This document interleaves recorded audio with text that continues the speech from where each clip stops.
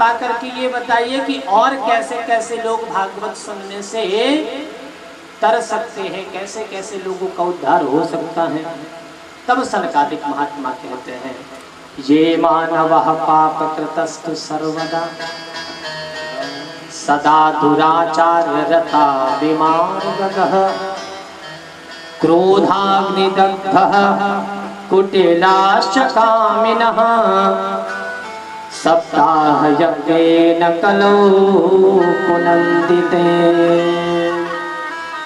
बड़े ध्यान से सुनिएगा कि कैसे कैसे लोग भागवत को सुनने से तर सकते हैं। ये मानवः पाप कृतस्तु सर्वदा, जो व्यक्ति जीवन पर्यंत केवल पाप कर्म किया हो, जन्म से लेकर के मृत्यु पर्यंत कोई पुण्य का कर्म न किया हो, केवल पाप किया हो, ये मानवः पाप कृतस्तु सर्वदा, जो व्यक्ति जीवन पर्यंत केवल पाप किया हो। सदा दुराचार रता विमार्गतः, जो व्यक्ति दुराचारी हो, सदा दुराचार रता विमार्गतः क्रोधाग्नि दग्धः कुटिलाश्च कामिनः, जो व्यक्ति क्रोधी हो, जो व्यक्ति लालची हो, जो व्यक्ति कामी हो, ऐसे ऐसे पाप कर्म को करने के बाद यदि उसकी मृत्यु हो जाए और मृत्यु होने के बाद भी यदि उसके घर का कोई परिजन उनके नाम का संकल्प लेकर के भागवत महापुराण का आयोजन करे तो सप्ताह यज्ञेन कलौ पुनन्दिते, ऐसा पापी व्यक्ति भी तर सकता है, उसका भी उद्धार हो सकता है। ये भागवत की महिमा है। जीवन पर्यंत आपने पाप कर्म किया, पाप कर्म करते करते आपकी मृत्यु हो गई, कभी सत्यनारायण भगवान की कथा भी नहीं सुनी और आपकी मृत्यु हो गई, आपका कोई परिजन यदि मरे हुए व्यक्ति के निमित्त उसका संकल्प लेकर के भागवत महापुराण की कथा को सुने तो भागवत की ये महिमा है, उस व्यक्ति का भी कल्याण हो जाता है। अच्छा, जैसे इतनी महिमा सनकादिक महात्माओं ने बताई, नारद जी ने प्रश्न किया, सरकार कृपा करके ये बताओ कि आप बता तो दे रहे हो और बताने मात्र से हम आपकी बात नहीं मानेंगे, कृपा करके कोई उदाहरण है तो बताओ। कोई ऐसा व्यक्ति है जो पाप कर्म करते करते मर गया हो और भागवत सुनने से उसका कल्याण हो गया, कोई ऐसी उदाहरण है, कोई कथा है तो कृपा करके बताओ। तब सनकादिक महात्मा कहते हैं, ध्यान से सुनो। तुंगभद्रा तटे पूर्वम अभूतन्तनमुत्तमम्।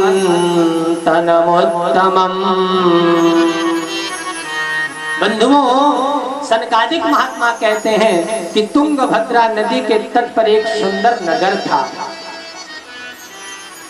उस नगर में एक ब्राह्मण रहते थे, बड़े ही विद्वान थे।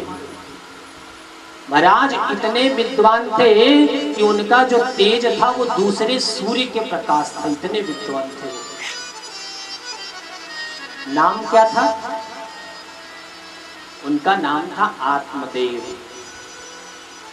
बड़े धर्मात्मा थे, पूजा पाठ करते थे, बड़े विद्वान थे, बड़े ज्ञानी महात्मा थे। उनके घर में उनकी पत्नी रहती थी, पत्नी का नाम था धुंधली। बंधुओं, आत्मदेव जी जितने ही पुण्यात्मा थे, पवित्र आत्मा थे, ठीक उसके विपरीत उनकी पत्नी थी। जब तक पड़ोसी से लड़ाई झगड़ा न कर ले एक बार, तब तक भोजन उनका नहीं पचता था। कर्कश स्वभाव की थी, हमेशा घर में लड़ाई झगड़ा करती रहती थी। इतनी लड़ाई करती थी कि बेचारे आत्मदेव जी घर ही नहीं आते थे, पत्नी के डर से कि घर जाएंगे तो फालतू में लड़ाई झगड़ा होगा। आत्मदेव जी महाराज पंडित जी हैं, अद्भुत ज्ञान है, लेकिन पत्नी विपरीत है। सब कुछ है, ऐश्वर्य है, धन दौलत है, घर बार सब कुछ ठीक है, लेकिन उनके जीवन में कोई संतान नहीं है। हर तरफ से प्रसन्नता है, लेकिन कोई संतान ना होने के कारण बेचारे बड़े दुखी रहते थे। बंधुओं, इस संसार की रीति है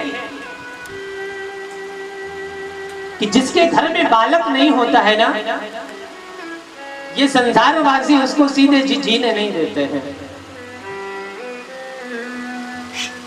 बंधुओं, पुत्र प्राप्त करके, बेटा बेटी प्राप्त करके आपका कल्याण होने वाला नहीं है। धृतराष्ट्र के 100 पुत्र हैं, लेकिन किसी भी पुत्र से कोई सुख प्राप्त नहीं हुआ है।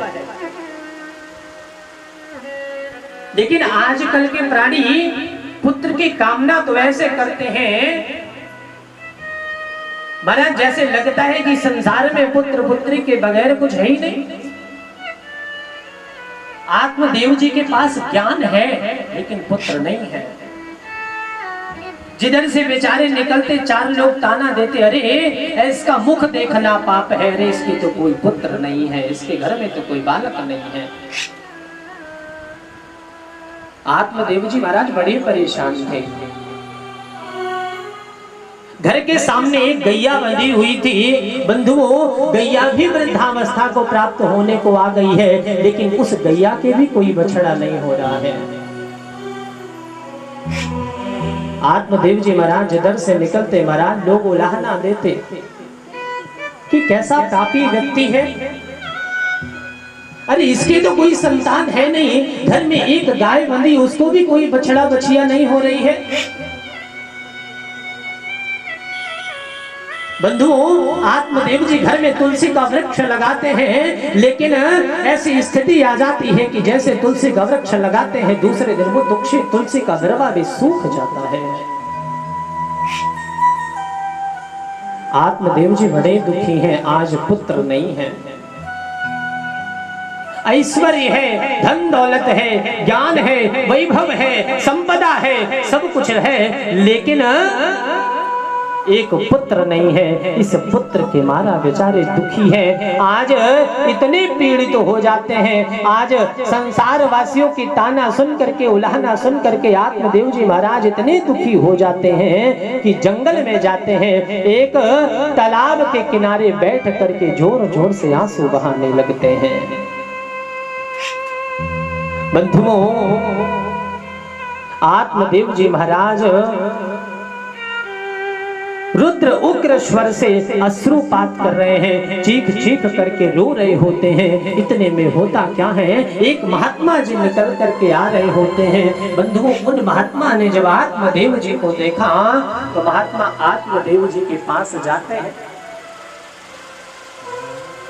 महात्माओं ने सोचा कि आत्मदेव जी भगवान को प्राप्त करने के लिए अश्रुपात कर रहे होंगे, किसी अन्य दुख से दुखी होंगे, इसलिए अश्रुपात कर रहे होंगे, चल करके इनके दुख का निवारण किया जाए। महाराज महात्मा आत्मदेव जी के पास आते हैं और आत्मदेव जी से प्रश्न करते हैं, कथम रोदिस विप्रत्वम काते चिंता बलीयसी वदत्वं सत्वरं मह्यं स्वस्य दुःखस्य कारणम्। बंधुओं, आत्मदेव जी महाराज जाते हैं, आत्मदेव जी के महाराज के पास महात्मा आते हैं। महात्मा प्रश्न करते हैं, कथम रोदिस विप्रत्वम काते चिंता बलीयसी। हे विप्र देवता, आप इस प्रकार से अश्रुपात क्यों कर रहे हैं? अपने चिंता का कारण मुझे बताइए। बंधुओं, आत्मदेव जी महाराज संत के चरण पकड़ लेते हैं और कहते हैं कि प्रभु, मुझे सब कुछ प्राप्त हुआ है, ऐश्वर्य धन संपदा वैभव सब कुछ है, लेकिन मेरे कोई पुत्र नहीं है। और मेरे कोई पुत्र नहीं है, इसलिए सारा संसार मुझे उलाहना देता है, सारा संसार मुझे ताना मारता है। हे प्रभु, यदि कृपा हो जाए, मेरे कोई पुत्र प्राप्त हो जाए तो आपकी बड़ी कृपा होगी। बंधुओं, आत्मदेव जी महाराज के इस दुख को देख करके महात्मा कहते हैं कि आत्मदेव, इस संसार में पुत्र प्राप्त कर लेने से आपको कुछ नहीं प्राप्त होगा। मैं मान आपके पुत्र हो जाता, लेकिन वो पुत्र यदि सुयोग्य निकल जाए तब तो अच्छा है, लेकिन वही पुत्र यदि कुयोग्य हो जाए तो आप बताइए, आप इस संसार में कहां मुख दिखाएंगे। संसार वासियों का तो ये काम ही है कि वो किसी के दुख को देख लेते हैं तो संसारवासी उस दुख को बढ़ाने का प्रयास करते हैं, उस दुख को समाप्त करने का प्रयास नहीं करते हैं। बंधुओं, आत्मदेव जी महाराज को महात्मा समझाते हैं कि संतान प्राप्त कर लेने से आपको कुछ प्राप्त होने वाला नहीं है। आप भगवान का भजन करिए, उसी भगवान के भजन से आपको सब कुछ प्राप्त हो जाएगा। बंधुओं, आत्मदेव जी महाराज महात्मा के